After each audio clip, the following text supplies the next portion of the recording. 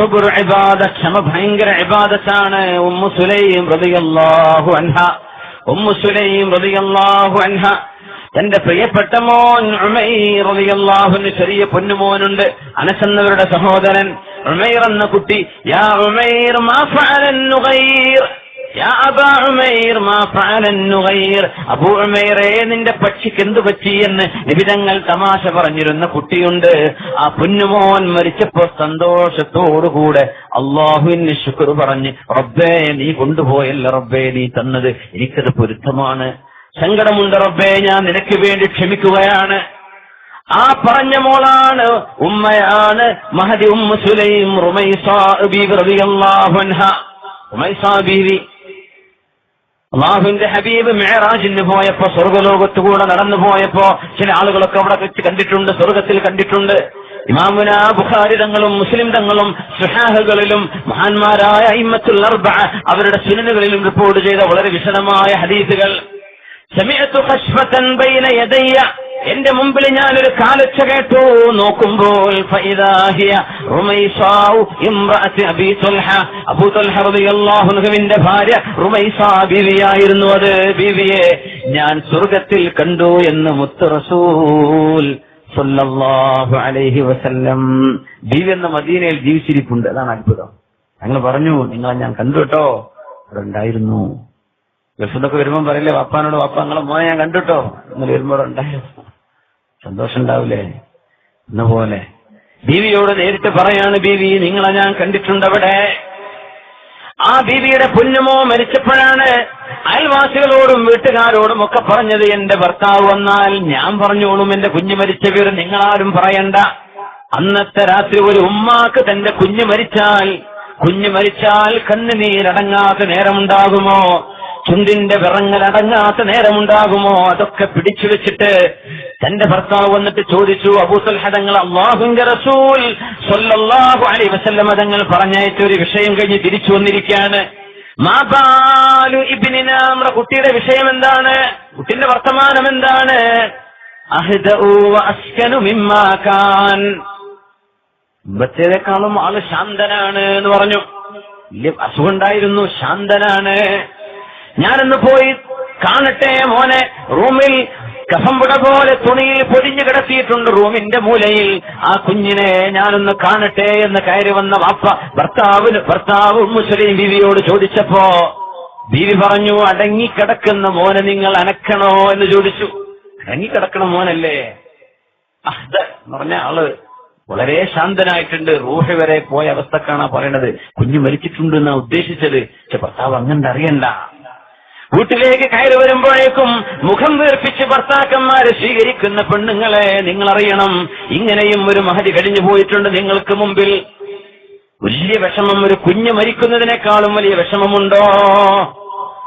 ആ കുഞ്ഞിന് ജന്മം കൊടുത്ത ഉമ്മയല്ലേ ഉമ്മു സുലൈം റുമൈസാ റളിയല്ലാഹു അൻഹാ. ഭർത്താവിനോട് പറഞ്ഞിട്ടില്ല, കയറി വന്നു. എന്താണ് ക്ഷമൊക്കെ? നമുക്ക് കഴിയോ ഇങ്ങനെയൊക്കെ? എനിക്കറിയില്ല. നമുക്ക് കുട്ടി മരിച്ചു എന്നൊക്കെ പറഞ്ഞ നമ്മൾ കുട്ടിക്ക് അറിയില്ലേ? ഇന്നൽ ഐന ലതദ്മഅ വൽ ഖൽബ യഹ്സൻ വമാ നഖൂലു ഇല്ലാ മാ യുർദി റബ്ബനാ വഇന്നാ ലിഫിറാഖിക യാ ഇബ്രാഹീം ലമഹ്സൂനൂൻ. കുഞ്ഞുമോൻ ഇബ്രാഹിം എന്ന കുഞ്ഞ് മരിച്ചപ്പോ അഷ്റഫുൽ ഖൽഖ് തങ്ങളുടെ കണ്ണിന്നിങ്ങനെ കണ്ണുനീര് വന്നപ്പോഴാണ് സഅദ് തങ്ങൾ ചോദിച്ചത്, നബിയേ വഅൻത യാ റസൂലല്ലാഹ്, അങ്ങും കരയുമോ റസൂലേ സ്വല്ലല്ലാഹു അലൈഹി വസല്ലം തങ്ങൾ പറഞ്ഞു, സഅദേ കണ്ണിന്ന് കണ്ണുനീര് വരും. വൽ ഖൽബ യഹ്സൻ, ഖൽബ് സങ്കടപ്പെടും. വമാ നഖൂലു ഇല്ലാ മാ യുർദി റബ്ബനാ, നമ്മുടെ നാവിൽ നിന്ന് വരുന്നത് അല്ലാഹുവിന് ഇഷ്ടമില്ലാത്തതൊന്നും വരികയില്ല, അല്ലാഹുവിന് പൊരുത്തമുള്ളതേ പറയൂ. വഇന്നാ ലിഫിറാഖിക യാ ഇബ്രാഹീം, ഇബ്രാഹീം എന്ന മോനെ നീ മരിച്ചു പോയതിൽ ഞങ്ങൾക്ക് സങ്കടമുണ്ട് മോനെ. ലമഹ്സൂനൂൻ, സങ്കടമുണ്ട് എന്ന് കരഞ്ഞിട്ടുണ്ട് നബി തങ്ങൾ സ്വല്ലല്ലാഹു അലൈഹി വസല്ലം. തിൽക റഹ്മത്തുൻ ജഅലഹ അല്ലാഹു ഫീ ഖുലൂബി ഇബാദിഹി, അത് ഇബാദത്താണ്. അള്ളാഹുവിന് ഇഷ്ടമുള്ളവരുടെ കൽബിലേക്ക് അള്ളാഹു കൊടുക്കുന്ന റഹ്മത്താണ്, ഈ കാരുണ്യമാണ് കണ്ണുനീരും സങ്കടവുമെന്ന് റസൂലുള്ളാഹി സ്വല്ലല്ലാഹു അലൈഹി വസല്ലം. പക്ഷേ നെഞ്ചത്തടച്ച് കരയല്ല, കുപ്പായം വലിച്ച് കീറല്ലേ, മുടി കഴിച്ചിട്ടിട്ട് ഔറത്ത് മറക്കാതെ നടക്കല്ലേ, നിസ്കരിക്കാതെ ബോധം കെട്ട് കിടക്കല്ലേ. ബോധം നഷ്ടപ്പെട്ടു പോയാൽ കുഴപ്പമില്ല, പക്ഷേ കുഞ്ഞ് മരിച്ചതിൽ പിന്നെ അന്നത്തെ ദുഹർ ഖളാ, അസ്ർ ഖളാ, മഗ്രിബ് ഖളാ, ഇശ ഖളാ, എഴുന്നേൽക്കാതെ കടത്തത്തോട് കടത്തം അങ്ങനെയൊന്നും ചെയ്യില്ല മോളെ. അള്ളാഹു നിങ്ങൾക്ക് തന്നിരുന്ന ദാനം അള്ളാഹു തിരിച്ചെടുത്തു എന്നല്ലാതെ മറ്റെന്ത് സംഭവിച്ചു? ഉമ്മു സലൈം ബീവി ഭർത്താവിനോട് ചോദിക്കുകയാണ്, അബൂ തൽഹ തങ്ങളെ നിങ്ങളോട് ചോദിക്കട്ടെ, മാബാലു ജീറാനിന, എന്താ നമ്മുടെ അയൽവാസിയുടെ കഥ നിങ്ങൾക്കറിയോ? എന്തു പറ്റി? അവർക്ക് മറ്റൊരു കൂട്ടർ എന്തോ ഒരു സാധനം വായ്പ കൊടുത്തിട്ട് തിരിച്ചു ചോദിച്ചപ്പോ പറയാണ് അവര്, ഞങ്ങളുടെ കയ്യിൽ കുറെ കാലം കിടന്നില്ലേ, അതുകൊണ്ട് തിരിച്ചു തരാൻ പറ്റില്ല. അങ്ങനെ പറഞ്ഞു നമ്മുടെ അയൽവാസികൾ. വല്ലാത്ത മോശക്കാരനെ. പണ്ടത്തെ വാടകക്കാരുണ്ട് ഇങ്ങനത്തെ വളവ് കാട്ടുന്നവര്. 20 കൊല്ലം കച്ചവടം ചെയ്തു, ഇനി തിരിച്ചു തരില്ല ബിൽഡിംഗ്. സുബ്ഹാനല്ലാഹ്. വാടക എടുത്ത് എങ്ങനെ സ്വന്താക്കാൻ പറ്റുക? അതിന് മുതലാളിക്കല്ലുള്ളത്. അത് ഇത്ര കൊല്ലം വാടക എടുത്ത സ്വന്തം എന്നിട്ട് എവിടെയെങ്കിലും വല്ല നിയമമുണ്ടോ? എനിക്കറിയില്ല. ഉണ്ടോ? അങ്ങനെ ഉണ്ടോ? കൊടുക്കാതെ പിടിച്ചു വെക്കുക. പിന്നെ തൊഴിലാളി സമരം, മറ്റേ സമരം ഒക്കെ, എല്ലാത്തിനും ഭിക്ഷക്കാർക്ക് വരെ യൂണിയനാ. പിന്നെ പറഞ്ഞിട്ട് കാര്യമില്ല. സുബ്ഹാനല്ലാഹ്. ഒന്നും ചെയ്യാൻ പാടില്ല. നമ്മുടെ ഹക്കല്ല എടുക്കാൻ പാടില്ല. നമുക്ക് വാടകയാണ്, അത് ഒഴിയാൻ പറഞ്ഞു ഒഴിഞ്ഞെടുത്തേ പറ്റൂ. പിന്നെ വേറെ ഡയലോഗ് ഒന്നും ഇവിടെ പറയാൻ പറ്റൂല. ഉമ്മു സലൈം ബീബി ചോദിക്കുകയാണ്, അബൂ തൽഹ തങ്ങളെ എന്തോ അത്ഭുതമാണ്, നമ്മുടെ അയൽവാസികൾ പറയാ ഞങ്ങളുടെ കയ്യിൽ കുറെ കാലം കടന്നില്ലേ, അതുകൊണ്ട് ഇത് ഞങ്ങളുടേതാ, തിരിച്ചു തരില്ല എന്ന്. അങ്ങനെ പറഞ്ഞോ? സങ്കല്പിക്കാന്ന് പറഞ്ഞു.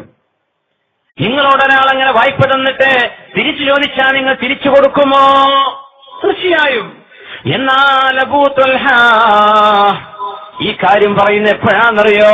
കയറി വന്ന ഭർത്താവിന് രാത്രിയിലെ ഭക്ഷണം വിളമ്പി കൊടുത്തിട്ട്. കുട്ടി മരിച്ച കൂട്ടിലൊക്കെ അങ്ങനെ ഉണ്ടാവോ? വിളമ്പി തിന്നേ, കുടിക്കേ, ഉണ്ടെങ്കിൽ ഉണ്ട്, ഇല്ലെങ്കിൽ ഇല്ല. ഉറങ്ങാൻ സ്ഥലമുണ്ടോ? ആര് ശ്രദ്ധിക്കുന്നു? അതൊക്കെ ഒരു ഉമ്മാക്ക് ശ്രദ്ധിക്കാൻ കഴിയോ? നമ്മൾ ആലോചിച്ച് നോക്കി, മരണമൊക്കെ നമ്മുടെ വീട്ടിൽ നടക്കുന്നില്ലേ? ഇതും ഒരു മഹതിയാണ്. സ്വർഗത്തിലേക്ക് നടന്നു വന്നെന്നും എന്റെ മുമ്പിൽ ഒരു കാലൊച്ച കേട്ടു. ഞാൻ നോക്കുമ്പോൾ അത് റുമൈസ ബീവിയാണ് എന്ന് മുത്തുനബി പറഞ്ഞ റുമൈസ ബീവിയാണ് ഉമ്മു സുലൈം എന്നറിയപ്പെടുന്ന മഹതി. തന്റെ ഭർത്താവിന്റെ കൂടെ രാത്രി കടന്നു. സാധാ ശയനമല്ല, തന്റെ ഭർത്താവിന്റെ ഇഷ്ടവും ഭർത്താവിന്റെ സർവമാന കാര്യങ്ങളും നിർവഹിച്ചു കൊടുത്തിട്ട് പിന്നെയാണ് ഈ ചോദ്യം ചോദിക്കുന്നത്. നിങ്ങൾക്കറിയുമോ, അള്ളാഹു നമ്മുടെ കയ്യിൽ വായ്പയായി യാറത്തായി നമ്മുടെ കയ്യിൽ സൂക്ഷിക്കാൻ കുറച്ചു നേരത്തേക്ക് തന്നിരുന്ന നമ്മുടെ പൊന്നുമോനെ അള്ളാഹു കൊണ്ടുപോയിരിക്കുന്നു. ഇന്നാ ലില്ലാഹി വ ഇന്നാ ഇലൈഹി റാജിഊൻ. അസ്സബ്റു ഇബാദ, ക്ഷമയെന്ന് പറയുന്നത് ഇബാദത്താണെന്ന വലിയൊരു പാഠം നമ്മുടെ പെണ്ണുങ്ങൾക്കും ആണുങ്ങൾക്കും പഠിപ്പിച്ചു പോയ മഹദിയാണ്. സ്വർഗത്തിൽ ഹബീബിന്റെ മുമ്പിൽ കാലൊച്ച കേട്ട റുമൈസ ബീവി ഉമ്മു സുലൈം റളിയല്ലാഹു അൻഹാ. അബൂ തൽഹ തങ്ങൾക്ക് വിഷമമായി. ഇത്രയും നേരം ജനാബത്ത് കുളിക്കാറായിട്ടുണ്ട്, ഭക്ഷണവും നീ എമ്പാടും വിളമ്പിത്തന്ന്, എന്നത്തേതിലും സ്നേഹം. അങ്ങനെയൊക്കെ ഒരു സ്നേഹം കൊടുക്കാൻ ഒരു കുഞ്ഞ് മരിച്ച രാത്രിയിൽ കഴിയുമോ? ഒരു കുഞ്ഞ് മരിച്ച രാത്രി കഴിയുമോ?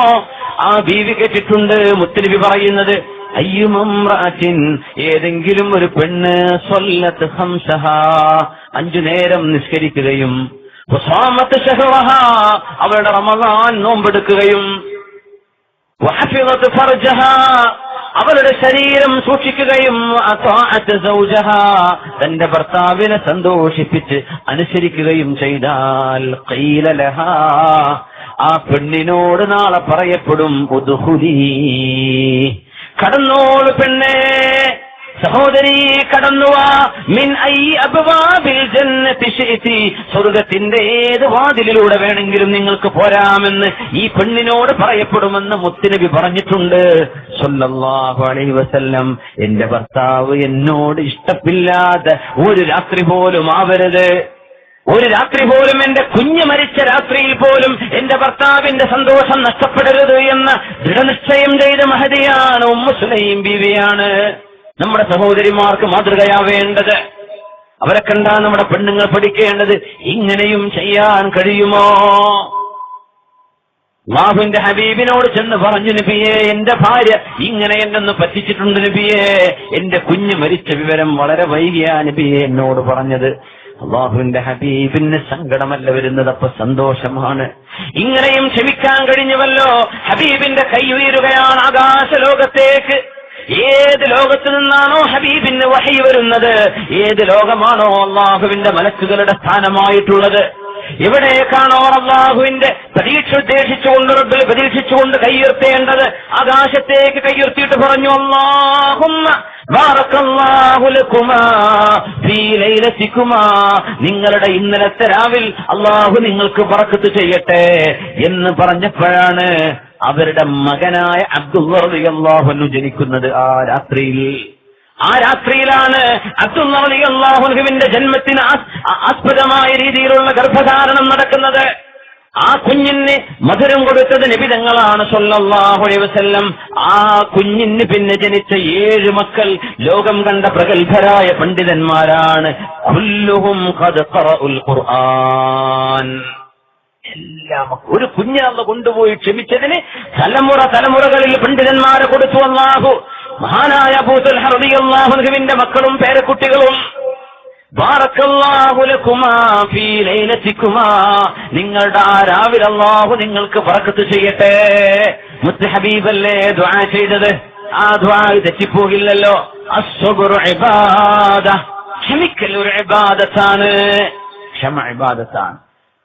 ശരീരത്തിൽ ഒരു വേദനയും ബുദ്ധിമുട്ടില്ലാത്തവരാരെങ്കിലും ഉണ്ടാവും? ഒരു മുട്ടുകാലിനെങ്കിലും വിരലിനെങ്കിലും ഒരു വയറിനെങ്കിലും ഒരു വേദന, പല്ലിന് ചെറിയൊരു വേദനയെങ്കിലും ഇല്ലാത്തവരുണ്ടാവില്ലല്ലോ. വളരെ കുറച്ചായിരിക്കുമല്ലേ. മരുന്ന് കഴിക്കാത്തവർ വളരെ കുറച്ചല്ലേ ഉണ്ടാവും. എന്തെങ്കിലുമൊക്കെ അസുഖം നമ്മൾ എല്ലാവർക്കും ഉണ്ടല്ലോ. നമുക്ക് ക്ഷമിക്കാൻ കഴിഞ്ഞാൽ അത് ഭയങ്കര കൂലിയാണ്. ഡോക്ടറെ കാണിക്കണം. സദാവ ഇബാദല്ലാഹ് നബി ഞങ്ങൾ പറഞ്ഞിട്ടുണ്ട് സ്വല്ലല്ലാഹു അലൈഹി വസല്ലം. നിങ്ങൾ മരുന്ന് കുടിച്ചേക്കണം കേട്ടോ, മരുന്ന് കുടിച്ചോളൂ, ഒന്നും കുഴപ്പമില്ല, മരുന്ന് കുടിക്കണം, ഡോക്ടറെ കാണിക്കണം. പക്ഷെ എന്ത് ചെയ്യാ, വരുന്നവരോട് മുഴുവൻ ഈ കഥ ഇങ്ങനെ പറയണ്ട. പിന്നെ എന്റെ മുട്ടുങ്കാല് അതിന്റെ വേദന ഇപ്പൊ തുടങ്ങിയിട്ട് 5-6 കൊല്ലായി. 5-6 കൊല്ലായി ആ ഉമ്മാക്ക് അനുഭവിക്കണത് അറിയുള്ളൂ. ഈ പറയണ എന്നമ്മ അങ്ങനെ ചോദിച്ചെങ്കിലായി, അല്ലെങ്കിൽ അതിപ്പോ എല്ലാ ഉമ്മാർക്കും ഉള്ളത് തന്നെ. ഈ ഉമ്മാന്റെ മാത്രം കഥ എന്റെ ഉമ്മാക്ക് തുടങ്ങിയിട്ട് 15 കൊല്ലായി എന്ന് പോകാൻ പറയുണ്ടാവും മനസ്സിൽ. അപ്പോ അന്ന് നമ്മൾ ആരോട് പറഞ്ഞിട്ടും വലിയ കാര്യമില്ല. അവർക്കൊക്കെ അതിലപ്പുറം വലിയ വിഷമങ്ങളൊക്കെ ഉണ്ടാവും. എന്ത് ചെയ്യാ, നമ്മളതങ്ങ് ക്ഷമിക്കുക. ഡോക്ടറെ അടുത്ത് ചെല്ലുമ്പോൾ പറഞ്ഞു കൊടുക്കണം എവിടെയൊക്കെ വേദന ബുദ്ധിമുട്ടൊക്കെ. നമ്മളായിട്ട് എന്ത് ചെയ്യുക, ആളുകളോട് ഇങ്ങനെ പറഞ്ഞെടുക്കണ്ട. എന്ത്, എനിക്ക് ഈ അസുഖമുണ്ട്, എനിക്ക് ഈ വേദന ഉണ്ട്, ആ വേദന ഉണ്ട്, ഈ അസുഖമുണ്ട്. നമ്മളങ്ങ് ക്ഷമിച്ചാൽ ഭയങ്കര കൂലിയാണത്, ഭയങ്കര കൂലിയാണ്. صلوا على النبي محمد وآله. اللهم صل على سيدنا محمد وعلى آل سيدنا محمد وبارك وسلم عليه. اللهم صل على سيدنا محمد وعلى آل سيدنا محمد وبارك وسلم عليه. ഒരുപാട് സ്വലാത്ത് നമ്മുടെ ഹബീബിന്റെ ഹദറത്തിലേക്ക് എത്തും. അല്ലാഹു എത്തിച്ചു കൊടുക്കട്ടെ, അവിടുത്തെ അല്ലാഹു സന്തോഷിപ്പിക്കട്ടെ.